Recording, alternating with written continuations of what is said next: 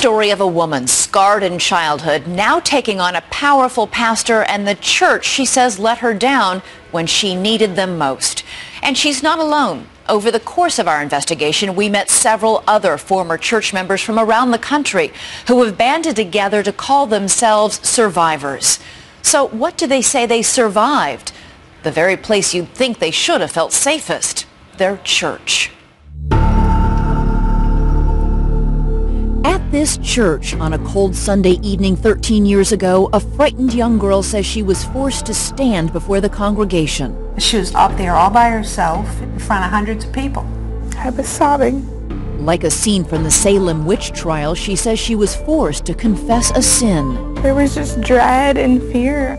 A sin so terrible, she says, she was banished, sent away from her church and her home in disgrace. I believed that it was my fault. That girl was Tina Anderson. For years, she was silent about what happened that night. I never thought the truth would come out. People are petrified to come forward and talk about this. Cover up after cover up after cover up. It's a religious subculture many Americans have never heard of. They are called the Independent Fundamental Baptist Churches. There are thousands of IFB churches across the country with hundreds of thousands of members. We talked to victims who described physical and sexual abuse that went unpunished in their congregations for years. Nearly every town has at least one Independent Fundamental Baptist church. IFB churches are ultra-conservative, interpreting the Bible literally, governed by what they call a doctrine of separation, considering themselves spiritually superior. Catholics, Jews, and Muslims, I assure you, are well beyond the pale. We're all going to hell. Yes. There were a lot of rules, a lot of them about dress, very conservative, very long, very high-necked dresses. Your knees need to be covered at all times. How strict are we talking about here? We weren't allowed to hold hands with a boy. You couldn't go to the movies. We were not allowed to have any rock beat in our music. Men are in charge. It was ingrained in our head. We don't question. Women are in a subordinate role. No time for cooking, no time for cleaning, no time for loving, no time for the husband. Male power that has allegedly led to serious abuses. It's God at the top, then the husband, then the wife, and then the children in that chain of command. And it tends to be very unforgiving, very hierarchical, and also, in many cases, tragically abusive. But this IFB pastor condemns the abuse and insists that IFB churches are not all the same. We care about people. I gotta touch people's lives. We want to show the greatest love. What really happened to Tina Anderson? Growing up in Concord, New Hampshire, Tina's IFB church was the only world she knew.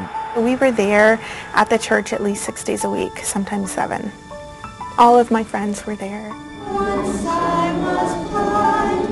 So your school was at the church? Correct. Your entire life was the church? Correct.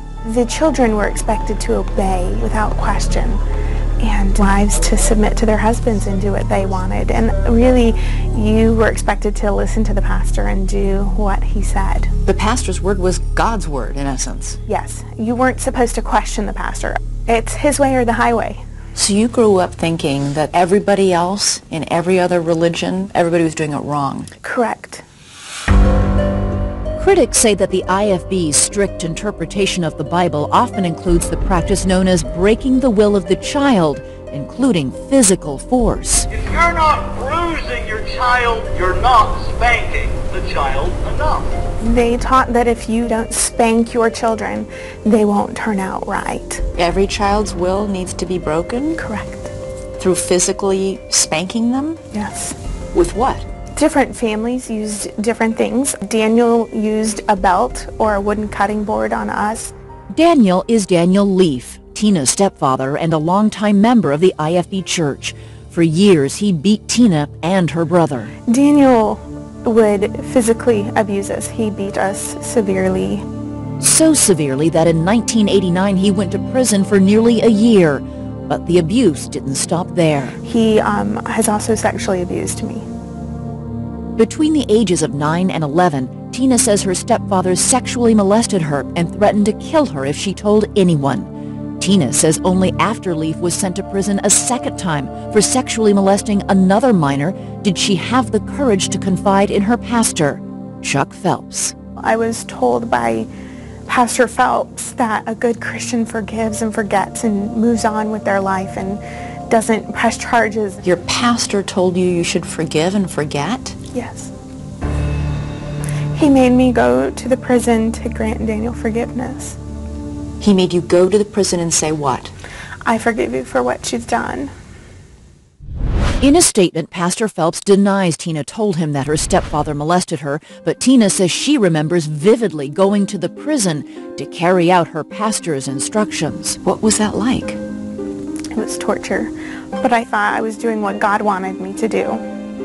At age 14, Tina began babysitting for an IFB church family, Ernie and Tammy Willis, often spending the night. And she says confiding in them that her stepfather had molested her. Did you feel safe with them? Yes. But in 1997, when Tina was 15, she says that illusion of safety was shattered when Ernie Willis volunteered to give her driving lessons. And he pulled me in the back seat and raped me. Did you try and fight back? I have kind of blocked out a lot of those memories, and so I don't remember a lot of it. I do remember saying no. How did you deal with the aftermath of that? I think you just kind of like try to think it never happened. A good Christian doesn't press charges and doesn't, do anything. Forgive, forget, move on. But a month after the alleged rape, Tina says Ernie Willis came knocking on her door. She was alone. I opened it and I let him in. Stupid choice. You were 15. You were a girl. I still struggle to not blame myself. Tina says she doesn't remember what happened next, only that for a second time, Ernie Willis raped her. I did say no, and then I just blanked out. You just get to the point where you can't take anymore. And again, Tina says she remembered Pastor Phelps' instructions to forgive and forget. She told no one, not her mother, not her pastor, not the police. In fact, I didn't even tell anybody until I found out I was 4 months pregnant. Were you scared? Yes, and I felt like my life was over.